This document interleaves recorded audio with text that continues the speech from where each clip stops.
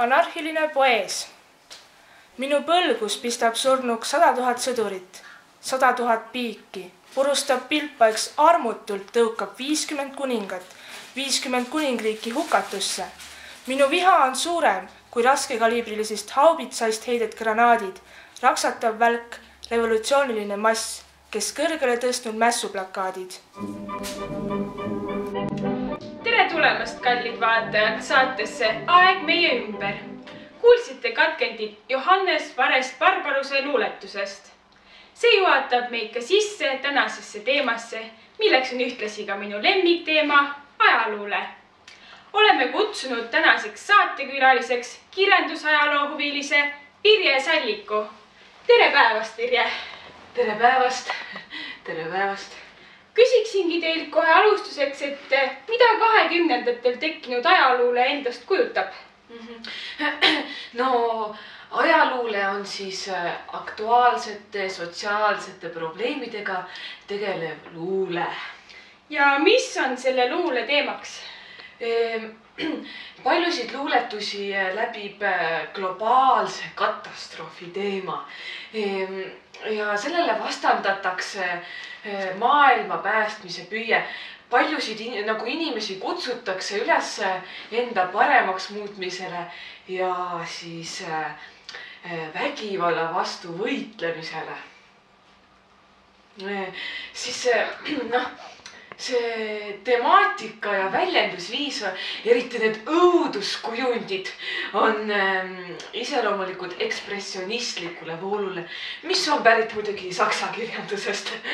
Aga äkki seletaksitegi nüüd vaatajatele, et mida tähendab ekspressionism?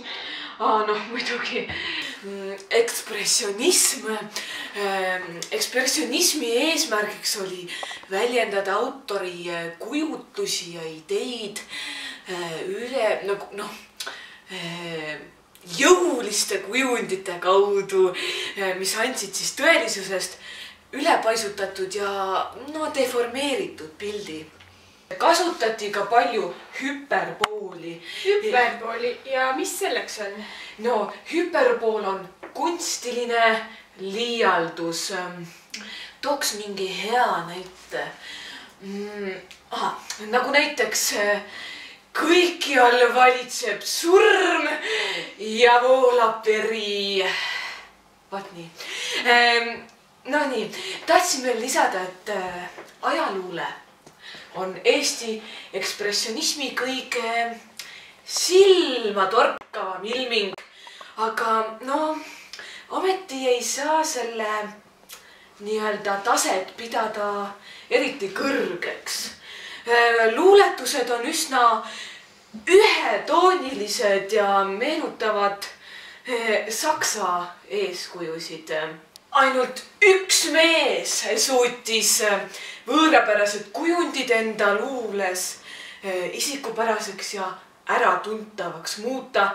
Friedebert Douglas on tema kohta öelnud õnnelik erand ajaloolikute seas. Ja selleks meheks oli August Alle. Ning nüüd ainult meil, ainult teile eksklusiivsed dokumentaalkaadrid August Allest ja Marie Underist. Kasutan oma luules midagi uut. Midagi, mida pole paremini tehtud. Vähemalt siin Eestis mitte. Arvan, et on aeg uuendustele. Eestlastel oleks kasulik tuua sisse mõni uus element, midagi võõrapärast. Elementi võivad osalt pidada küll robustseks või liialt koomiliseks, kuid tegelikult on see reaalsus. Asjadest ei tohi rääkida ümbernurga. Tuleb välja öelda, mida sa arvad. See läheb inimestele hinge ja nad hakkavad sind austama. Aktuaalseid teemasid käsitlen Verivalla luulekogus. Üks tähtsaim kogu on ühiskondlike vahekordi eritlev Hääl varjust, mille andsin välja 27. aastal. Järgmisel aastal ilmus minu Rööv ühest ilusast päevast. Minu ballaadilooming on kogutud raamatusse Õnnevarjutus, mille andsin välja 29. aastal. Tooksingi teile nüüd ühe luule näite. Lind poegadega. Elas uisa unes, pesa palmis siis ja munes. Sinitähnilisi mune, ikka nägu läbi une. Kuni äratet sai tema, nüüd ju hellameelne ema. Pesapõhjas murdunud koorest, oma lihast, verest noorest. Oskate te öelda, mis on ajaluule tähtsus? No võiks öelda, et ajaluule on väga tähtis meie luule arengule. Luuletaja tuli väga laialdaste kogu ühiskonda puudutavate probleemide keskele. Tunnete kõrvale tõusis analüüsiv ja üldistav mõte. Aitäh teile, Vilja Sallik, saatesse tulemast. Palun. Jätkame siis meie tavapärase luulenurgaga.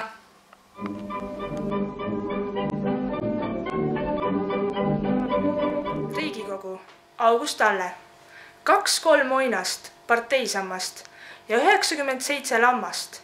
1 miljonitest lipit ja lapit majalugu, see on ju kõrgeaulik Riigikogu. Bianca ja Rutt, Jaan Kärner. On imeline hommik iga, seesama hääl ma äratab. Seesama kordub minutiga, mis olnud eile, särahtab. Toas päike, kaldab kuldsest kannust suur suvi värve heldet annust. Ja lõhnu sadab peenar hõrk, ent sirutan ja päevavõrk mind mässib jälle. Tutva laane pilt tuttav, männi kõrval mänd, roht kirju, sammal mõni känd. Tükk selged sina ülal vaane, all pala järve umbund vett, mil mängleb varjude vinnit.